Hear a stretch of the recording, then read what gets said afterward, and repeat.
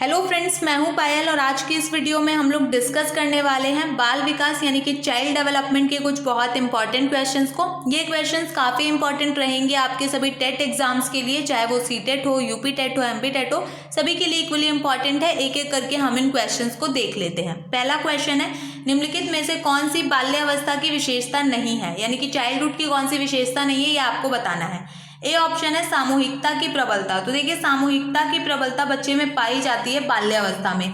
क्यों? क्योंकि बच्चा जो है अपने पेरेंट्स से ज़्यादा, अपने माता पिता से ज़्यादा अपने दोस्तों के साथ रहना पसंद करता है, अपने दोस्तों के साथ खेलना पसंद करता है, उसे अपने दोस्तों की संगति पसंद है, समूह में खेलना बच्चा पसंद करता है। तो सामूहिकता की प्रबलता तो पाई जाती है। बी ऑप्शन है जिज्ञासा की कमी। तो देखिए, ये चीज़ बिल्कुल भी नहीं पाई जाती है बाल्यावस्था में। क्यों? क्योंकि बाल्यावस्था में जिज्ञासा की कमी नहीं, जिज्ञासा की प्रवृत्ति पाई जाती है। बच्चे जो है जिज्ञासु प्रवृत्ति का हो जाता है। बच्चे बहुत सारे क्वेश्चन पूछते हैं। आपने देखा होगा कि बच्चों के पास बहुत सारे क्वेश्चन दिमाग में होते हैं और वो जानना चाहते हैं उन क्वेश्चंस के आंसर्स को, इसलिए वो क्वेश्चंस पूछते हैं। अगर हम बच्चे के सामने कोई एक कॉन्सेप्ट क्लियर करते हैं तो उस कॉन्सेप्ट से जुड़े और बहुत सारे सवाल बच्चे लेकर आ जाते हैं। तो ऑब्वियसली उनमें जिज्ञासा की कमी तो नहीं होती है। तो आपका आंसर यही हो जाएगा बी वाला, क्योंकि आपको बताना था कि कौन सी विशेषता नहीं है। तो जिज्ञासा की कमी एक विशेषता नहीं है, तो आपका करेक्ट आंसर हो गया बी। सेकंड क्वेश्चन है, कोहलबर्ग के सिद्धांत के योगदान के रूप में किसे माना जा सकता है। आपको पता है लॉरेंस कोहलबर्ग ने नैतिक विकास का सिद्धांत दिया था। इन्होंने जो है बच्चों को कहानियां सुनाते थे ये, और बच्चों से क्वेश्चंस पूछते थे। क्वेश्चंस के आंसर्स के आधार पर ही इन्होंने जो है अपने सिद्धांत में जो है कुछ अवस्थाओं का जिक्र किया है। तो हमको यही बताना है कि कोहलबर्ग के सिद्धांत के योगदान के रूप में निम्नलिखित में से किसे माना जा सकता है। ए ऑप्शन है, उनका विश्वास है कि बच्चे नैतिक दार्शनिक होते हैं। देखिए, ऐसी बात इन्होंने कभी भी नहीं कही है कि बच्चे नैतिक दार्शनिक होते हैं। इन्होंने हमेशा ये कहा है कि अलग अलग स्टेजेस में, बच्चे की अलग अलग उम्र में बच्चे में अलग अलग तरह की नैतिकता पाई जाती है। पूर्व नैतिक स्तर में बच्चों को नैतिकता से कोई मतलब ही नहीं होता है ना, उन्हें बस अपनी ज़रूरतें पूरी करनी होती है। तो इन्होंने कभी भी ये नहीं कहा है कि बच्चे नैतिक दार्शनिक है। बी ऑप्शन है, उनके सिद्धांत ने संज्ञानात्मक परिपक्वता और नैतिक परिपक्वता के बीच सहयोग का समर्थन किया है। तो ऐसा भी नहीं है, वो कभी भी संज्ञानात्मक परिपक्वता और नैतिक परिपक्वता इन दोनों चीज़ों को जोड़ के नहीं देखते हैं, दोनों चीज़ों को वो अलग अलग करके देखते हैं। सी ऑप्शन है, इस सिद्धांत में विस्तृत परीक्षण प्रक्रियाएं हैं। तो ऐसा तो बिल्कुल भी नहीं है, कोई परीक्षण प्रक्रिया आपको विस्तृत रूप से यहाँ देखने को नहीं मिलेगी। डी ऑप्शन है, यह सिद्धांत तर्क और कार्यवाही के बीच एक स्पष्ट संबंध स्थापित करता है। तो ये आपका आंसर करेक्ट हो जाएगा। क्यों? देखिए क्या लिखा है, नैतिक तर्क और कार्यवाही के बीच स्पष्ट संबंध स्थापित करता है। और यही बात कोहलबर्ग ने कही थी कि जिस स्टेज में जिस तरह की नैतिकता हमारे अंदर है, उसी नैतिकता का अनुकरण करके या उसी नैतिकता के आधार पर हम बाकी सारी चीज़ें करते हैं। यानी हमारे कामों को, हमारे जो है मूल्यों को इफेक्ट करती है हमारे उस स्टेज की नैतिकता। तो आपका डी ऑप्शन करेक्ट हो जाएगा। थर्ड क्वेश्चन है, किसी भी भाषा को सीखने के लिए कहाँ से प्रारंभ किया जाना चाहिए। देखिए, कोई भी नई भाषा सीखनी है तो सबसे पहले हमें उस भाषा के अक्षरों को सीखना पड़ेगा। भाषा के अक्षरों को सीखने के बाद हमें जो है शब्दों को भी सीखना पड़ेगा, उस भाषा के शब्दों को भी सीखना पड़ेगा। हमें देखना पड़ेगा कि अक्षरों से किस प्रकार से शब्द बनाए गए हैं, है ना। अगर मान लीजिए मैं हिंदी सीखना चाहती हूँ तो सबसे पहले मुझे आ अनार और काका गौगा ही सिखाया जाता है ना। छोटे बच्चों को यहीं से शुरुआत करवाई जाती है। तो आपसे यही पूछा गया है कि भाषा को सीखने के लिए कहाँ से प्रारंभ किया जाना चाहिए। तो भाषा को सीखने के लिए अक्षरों और शब्दों के मध्य साहचर्य से जो है शुरुआत करनी चाहिए, प्रारंभ करना चाहिए। इसके अलावा जो ऑप्शन दे रखे हैं कि जैसे वाक्यों के निर्माण से या शब्दों के निर्माण से, ये चीज़ें तो बात की हैं। सबसे पहले तो भाई अक्षरों का ज्ञान हो जाए, है ना। तो आपका ए ऑप्शन करेक्ट होगा।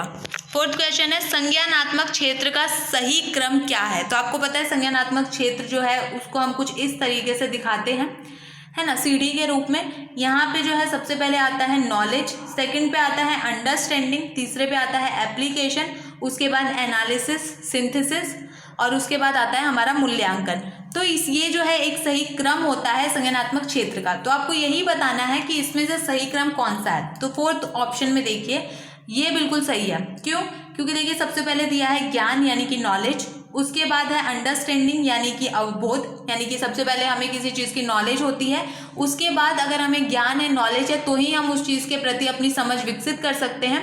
अंडरस्टैंडिंग के बाद हम उसे अपने जीवन में अप्लाई करते हैं यानी कि अनुप्रयोग, उसके बाद विश्लेषण करते हैं, संश्लेषण करते हैं और एंड में उस चीज़ का मूल्यांकन करते हैं। यानी कि अगर हमने कुछ सीखा है तो उसका हम लोग मूल्यांकन करते हैं एंड में जाके। तो आपका जो है डी ऑप्शन आपका बिल्कुल सही हो जाएगा। 5th क्वेश्चन की तरफ चलते हैं।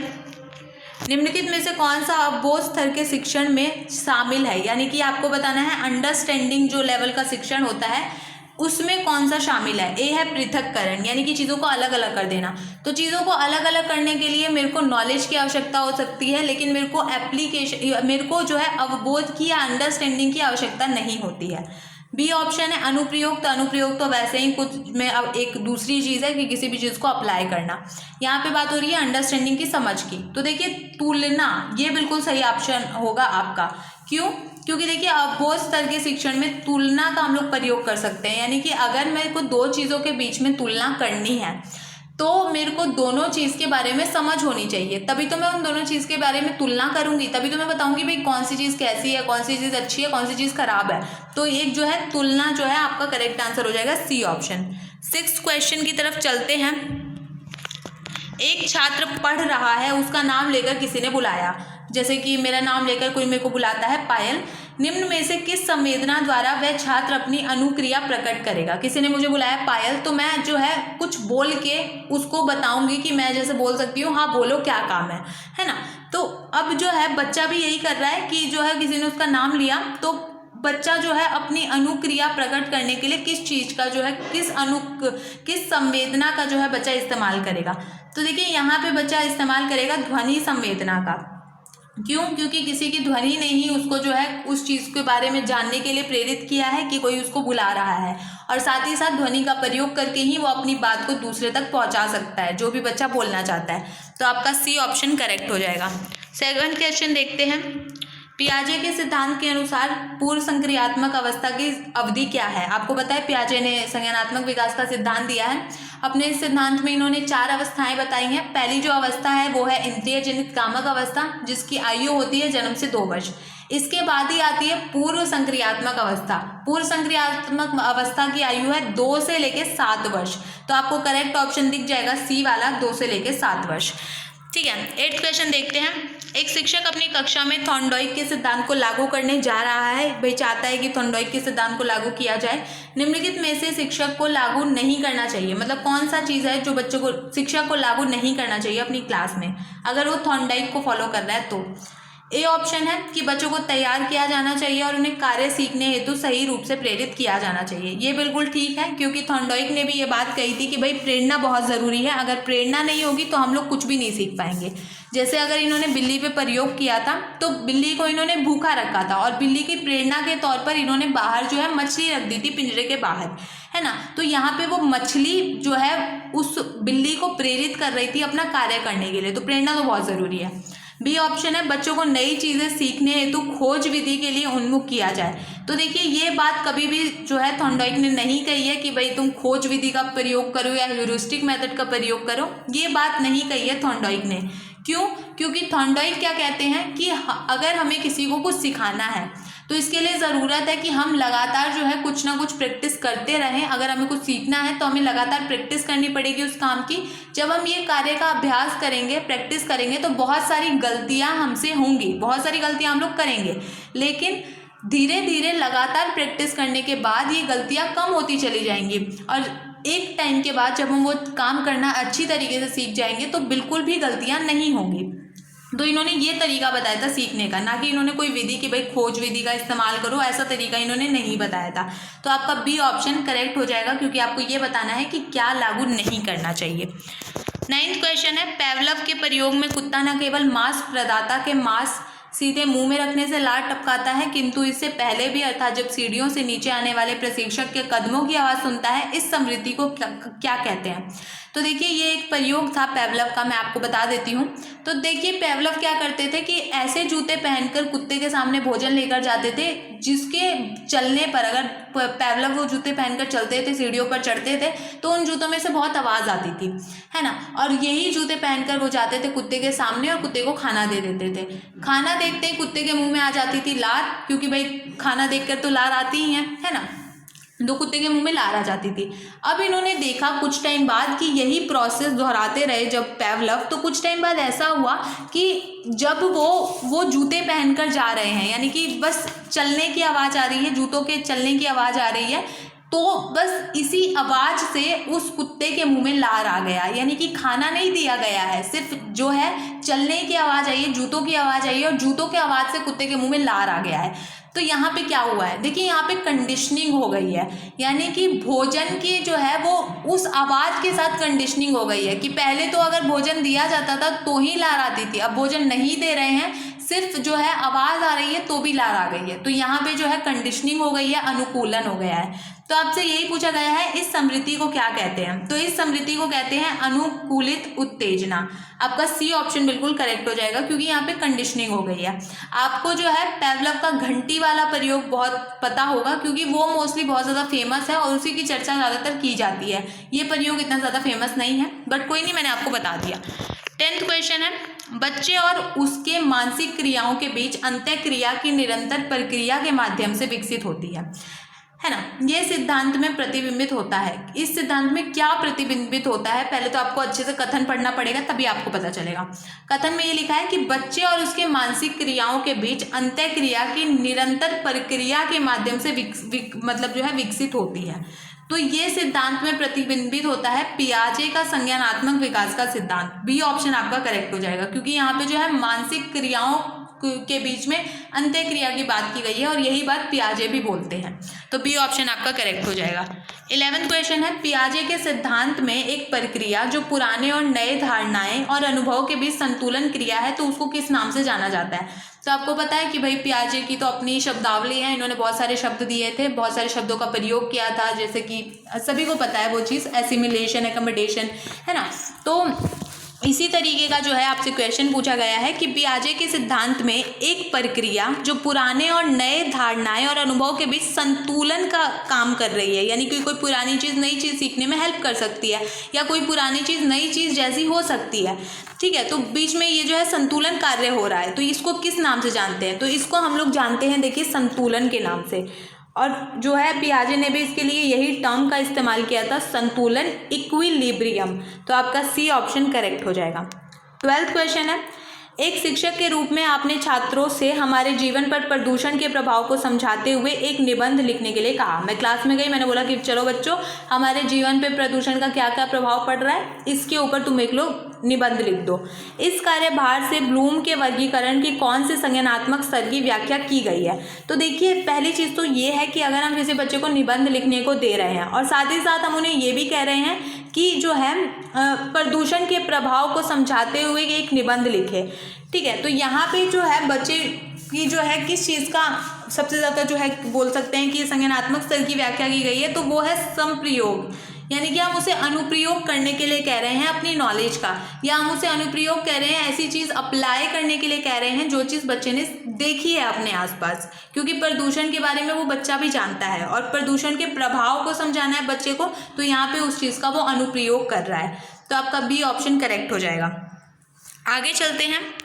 एक भाषा शिक्षक कक्षा में कविता का विवरण समझाकर कक्षा में कविता पढ़ा रहा है, यानी कि पहले थोड़ा सा बच्चे को बता दिया कविता के बारे में और उसके बाद कविता पढ़ा रहा है और छात्रों को स्पष्टीकरण से निष्कर्ष निकालने या व्यापक विचार करने के लिए कह रहा है, ठीक है। ये एक उदाहरण है, ये किस चीज़ का उदाहरण है, तो देखिए यहाँ पे आपको साफ साफ बोला गया है छात्रों को स्पष्टीकरण से निष्कर्ष निकालने के लिए कह रहा है। तो देखिए, आगमन विधि ऐसी विधि होती है जिसमें हम बहुत सारे बच्चों के सामने सिद्धांत रखते हैं या जो है बहुत सारे चीज़ें बच्चों को बताते हैं और उसके आधार पर बच्चे जो है निष्कर्ष निकालते हैं, ठीक है। उसके आधार पर बच्चा जो है एक कॉन्सेप्ट तैयार करता है, तो ये होती है हमारी आगमन विधि। और यहाँ पे भी शिक्षक जो है यही चीज़ कर रहा है, तो यहाँ पे जो है शिक्षक जो है प्रयोग कर रहा है आगमनात्मक तर्क का।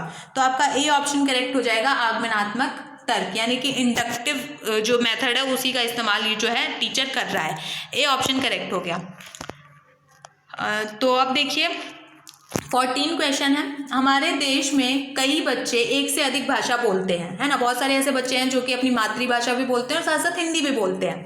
निम्नलिखित में से पता लगाइए 2 भाषाओं को बोलने की क्षमता वाले बच्चों के लिए सही लाभ क्या है। तो देखिए, हमेशा सभी मनोवैज्ञानिकों ने, सभी ने तो नहीं लेकिन बहुत अधिकतर मनोवैज्ञानिकों ने ये बात कही है कि जो बच्चे 2 या 2 से ज़्यादा भाषा का ज्ञान रखते हैं वो संज्ञानात्मक रूप से भी ज़्यादा समृद्ध होते हैं, है ना, यानी कि ज़्यादा इंटेलिजेंट होते हैं, उनका मानसिक विकास बड़े अच्छे तरीके से होता है जिनको ज़्यादा भाषा की नॉलेज होती है। तो आपको यही बोलना है कि 2 भाषाओं को बोलने की क्षमता वाले बच्चों के लिए सही लाभ क्या है। तो ये ऑप्शन है अवधारणा गठन में सुविधा। तो ये बिल्कुल सही है क्योंकि एक चीज़ को बच्चा 2 लैंग्वेज के माध्यम से भी सीख सकता है। बी है विश्लेषणात्मक तर्क में सुविधा, ये भी बिल्कुल करेक्ट है। संज्ञानात्मक लचीलेपन में सुविधा, ये तो मैंने आपको बता ही दिया है कि भाई ऐसा बोला गया है कि जिनको ज़्यादा भाषा की लैंग्वेज की नॉलेज होती है उनका संज्ञानात्मक विकास भी तेज गति से होता है। तो अब ये तीनों ही सही है, तो आपका आंसर ऑब्वियसली डी हो जाएगा, उपरोक्त सभी। 15 क्वेश्चन है, निम्नलिखित में से कौन सा कार्य शिक्षा के लिए सूचना और संप्रेषण तकनीकी से संबंधित नहीं है। यानी कि यही आपको बताना है, सूचना और संप्रेषण से संबंधित जो नहीं है वो आपको बताना है। ए ऑप्शन है जानने में अधिगमकर्ता की अभिरुचि का विकास करना, ये तो बिल्कुल ठीक है। बी ऑप्शन है अधिगमकर्ता के अवबोध के स्तर का मूल्यांकन करना, ये भी बिल्कुल ठीक है। सी ऑप्शन है शिक्षण अधिगम प्रक्रिया को सुगम बनाना। तो ऐसा तो होता ही है कि भाई हम बहुत सारी टेक्निक्स का इस्तेमाल करके या जो नई नई चीज़ें आजकल चल रही हैं, जैसे हमने रेडियो का इस्तेमाल कर, जो भी चीज़ का इस्तेमाल कर रहे हैं उन चीज़ों को इस्तेमाल करके हम अपनी टीचिंग लर्निंग प्रोसेस को आसान बना देते हैं। डी ऑप्शन है अधिगमकर्ता के भावनात्मक पक्ष को जानना। तो ऑब्वियसली आपका यही ऑप्शन सही होगा क्योंकि ऐसा कुछ भी नहीं है कि इन चीज़ों के माध्यम से या जो है शिक्षा में सूचना और संप्रेषण का प्रयोग करके हम लोग भावनात्मक पक्ष को समझ लेंगे। भावनात्मक पक्ष को समझना है तो बच्चों के लेवल पे आके बच्चों को समझना जानना जरूरी है। तो डी ऑप्शन आपका करेक्ट हो गया। 16 है, निम्नलिखित में से कौन सी विशेषता प्रतिभावान शिक्षार्थी की है, यानी कि गिफ्टेड बच्चों की विशेषता आपको बतानी है। ए ऑप्शन है यदि कक्षा की गतिविधियां अधिक चुनौतीपूर्ण नहीं होती हैं तो वह कम प्रेरित अनुभव करता है और ऊब जाता है। ये ऑप्शन आपका बिल्कुल करेक्ट है क्योंकि देखिए ऐसा ही होता है प्रतिभाशाली बच्चों के साथ। इसीलिए बोला जाता है कि अगर प्रतिभाशाली को समावेशी कक्षा में पढ़ाया जा रहा है तो एटलीस्ट उसे कुछ अलग से कार्य दिए जा सकते हैं तो जो ज़्यादा चुनौतीपूर्ण होते हैं, क्योंकि बच्चे ना नॉर्मल क्लास में अगर नॉर्मल बच्चों के साथ पढ़ते हैं तो उनकी ही क्रियाएं करके जो अलग बच्चे कर रहे हैं, जो नॉर्मल बच्चे कर रहे हैं, वही काम करके प्रतिभाशाली बच्चे बोर हो जाते हैं, उनको करने का मन नहीं करता है। तो आपका ए ऑप्शन करेक्ट हो जाएगा कि भाई वो जो है कक्षा की गतिविधियां अगर चुनौतीपूर्ण नहीं होती है तो वो कम प्रेरित अनुभव करते हैं और ऊब जाते हैं। ठीक है, तो ये ऑप्शन आपका करेक्ट हो जाएगा। आप चाहे तो बाकी ऑप्शन पढ़ सकते हैं, पर बहुत ही तुनक मिजाज होता है, तो ऐसा तो बिल्कुल भी नहीं है। प्रतिभाशाली बच्चों की विशेषता ये नहीं है। वह ससमो व्यवहार करता है, जैसे हाथ तपतपाना, डोलना आदि इस तरीके के व्यवहार वो नहीं करता है। बहुत ही सीधे सादे तरीके से अच्छे से खड़ा रहता है। वह आक्रामक और कुंठित हो जाता है, ये भी एक विशेषता नहीं है क्योंकि ऐसे बच्चे आक्रामक नहीं होते हैं, प्रतिभाशाली। ठीक है, तो ऑब्वियसली ये ऑप्शन करेक्ट होगा। 17 है, अपनी कक्षा की व्यक्तिगत भिन्नताओं से निपटने के लिए शिक्षक को चाहिए कि, यानी कि व्यक्तिगत विभिन्नताएं हैं, कक्षा में अलग अलग विशेषताओं वाले बच्चे हैं जो कि हर क्लास में होता है। कोई भी 2 बच्चे भी एक जैसे नहीं होते हैं ना, सभी में जो है अंतर होता ही है। तो यही पूछा गया है कि कक्षा की व्यक्तिगत विभिन्नताओं से निपटने के लिए शिक्षक को क्या करना चाहिए। ए ऑप्शन है बच्चों को उनके अंकों के आधार पर अलग कर उनको नामित करना। तो ऐसा तो बिल्कुल भी नहीं करना चाहिए, हमें कभी भी नहीं करना चाहिए कि हम जो है किसी को अंकों के आधार पर फर्स्ट सेकंड थर्ड बता देते हैं, फिर जो फेल हो गया उसके अंदर तो बहुत हीन भावना आ जाएगी। तो कभी भी ये चीज़ नहीं करना चाहिए कि अंकों के आधार पर हम बच्चों का बंटवारा कर रहे हैं। बी ऑप्शन है बच्चों से बातचीत करें और उनके दृष्टिकोण को महत्व दें। ये बिल्कुल ठीक है क्योंकि देखिए हर बच्चा अलग है, हर बच्चे की जो है कुछ स्पेसिफिक नीड्स होती हैं, ज़रूरतें होती हैं। तो बच्चों से बात करना बहुत ज़रूरी है, बच्चों को जानना, बच्चों को समझना बहुत ज़रूरी है एज अ टीचर हम लोगों को। तो आपका बी ऑप्शन करेक्ट हो जाएगा। 18 क्वेश्चन है, कौन सा शमर के शरीर प्रकार का वर्गीकरण नहीं है। तो आपको पता है कि शमर ने जो है शरीर प्रकार का वर्गीकरण किया है। बहुत सारे प्रकार इन्होंने बताए हैं कि picnic type, athletic type, asthenic type, है ना। पिकनिक टाइप के लिए कहा गया है कि भाई ये जो है मजाकिया प्रवृत्ति के लोग होते हैं, मोटे होते हैं, हाइट में छोटे होते हैं, है ना। इसी तरीके से जो है एस्थेनिक के लिए अलग विशेषता, एथलेटिक के लिए अलग विशेषता इन्होंने बताई है। तो आपसे यही पूछा गया है कि समर के शरीर प्रकार का वर्गीकरण नहीं है। तो पिकनिक, एथलेटिक और एस्थेनिक ये तो वर्गीकरण में शामिल है, लेकिन कॉलेरिक ये वर्गीकरण में शामिल नहीं है। तो आपका जो है सी ऑप्शन करेक्ट हो जाएगा। 19 क्वेश्चन है, बुद्धि मापन के भाटिया बैटरी परीक्षण में है। तो आपको बताने हैं कि कितने उप परीक्षण है भाटिया बैटरी परीक्षण में। तो भाटिया बैटरी परीक्षण में है कितने, 5 उप परीक्षण। आपका ये ऑप्शन करेक्ट हो जाएगा। 20 है, एकाधिक बुद्धिमानी का सिद्धांत कहता है कि, आपको नाम से ही समझ आ गया, एकाधिक बुद्धि यानी कि एक से अधिक बुद्धि, यानी कि बुद्धि एक ही तरीके की नहीं होती, बहुत सारी तरीके की होती है ना। क्वेश्चन में पढ़ते ही समझ में आ गया, एकाधिक यानी एक से अधिक। तो इस बुद्धिमानी का सिद्धांत कहता है कि प्रभावी अध्यापन के द्वारा बुद्धि बढ़ाई जा सकती है। तो ये चीज़ तो नहीं कह रहा है, आपको नाम से ही समझ में आ रहा है। बुद्धि तेजी से बढ़ाई जा सकती है, ये भी नहीं कह रहा है। बुद्धि कई प्रकार की होती है, ये बिल्कुल कहा जा रहा है कि बुद्धि कई प्रकार की होती है, एक से अधिक प्रकार की बुद्धि होती है। तो आपका सी ऑप्शन करेक्ट हो जाएगा। 21 है, विशेष आवश्यकताओं वाले बच्चों से व्यवहार करने के लिए निम्नलिखित दार्शनिक दृष्टिकोणों में से किसका अनुसरण किया जाना चाहिए। यानी कि हमें जो है विशेष आवश्यकता वाले बच्चों से व्यवहार करना है, तो किस तरीके से हमको व्यवहार करना चाहिए, कौन से कॉन्सेप्ट को हमको फॉलो करना चाहिए, वो आपसे पूछा गया है।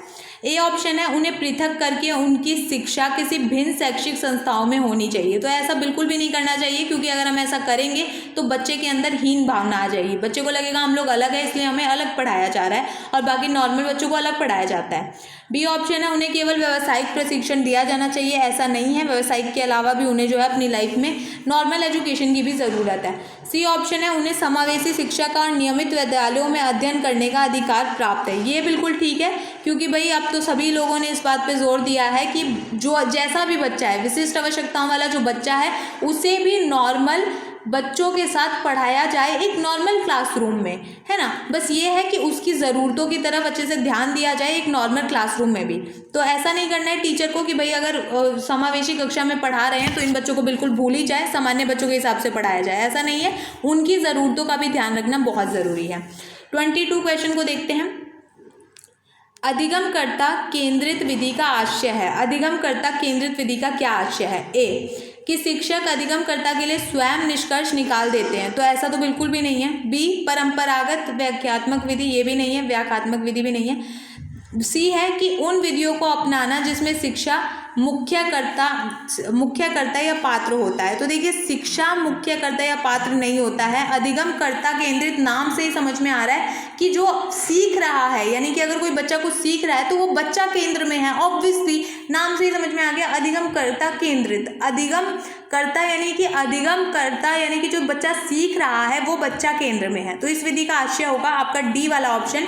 ये विधियाँ जहाँ अधिगमकर्ता की अपनी पहल और प्रयास सम्मिलित होते हैं। तो आपका डी ऑप्शन बिल्कुल करेक्ट हो गया। 23 है, निम्नलिखित में से कौन सा कथन सही नहीं है। गलत कथन आपको बताना है। ए, सृजनशीलता किसी भी कला में मौलिकता होती है। ये तो बिल्कुल ठीक है। बी है, सृजनशीलता के लिए चिंतन आवश्यक नहीं है।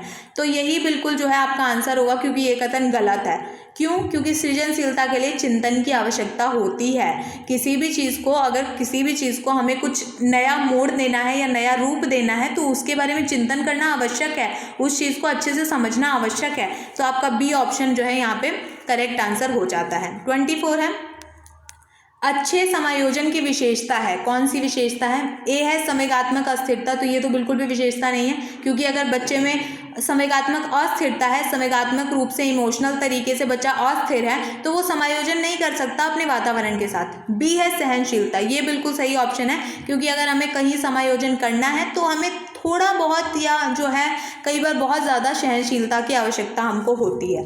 तो बी ऑप्शन करेक्ट हो जाएगा। इसके अलावा अनियमित दिनचर्या और आत्मविश्वास की में कमी, ये तो बिल्कुल आंसर हो ही नहीं सकता है, क्योंकि ये समायोजन की विशेषता नहीं है। 25 है, इनमें से कौन मनोवैज्ञानिक भाषा विकास से संबंधित है। तो देखिए, भाषा विकास से संबंधित है हमारे चॉम्स्की। आपको पता है कि चॉम्स्की ने ये बात कही है कि बच्चों में भाषा सीखने के लिए पहले से ही एक यंत्र होता है ना। बच्चों के दिमाग में पहले से ही एक यंत्र होता है जो कि उनको मदद करता है कोई भी लैंग्वेज लर्न करने में। इसीलिए जैसे ही बच्चे का जन्म होता है उसके तुरंत बाद से बच्चा लैंग्वेज सीखना शुरू कर देता है, लैंग्वेज को सुनना और सुनने के आधार पर लैंग्वेज को बोलना शुरू कर देता है, यानी कि भाषा विकास उसका स्टार्ट हो जाता है। तो आपका सी ऑप्शन करेक्ट हो गया। तो हमारे ये क्वेश्चन जो है कंप्लीट हो गए हैं। यहाँ पर इतना ही बस। अगर आपको कोई डाउट होता है तो आप कमेंट करके भी पूछ सकते हैं। चलिए, थैंक यू सो मच।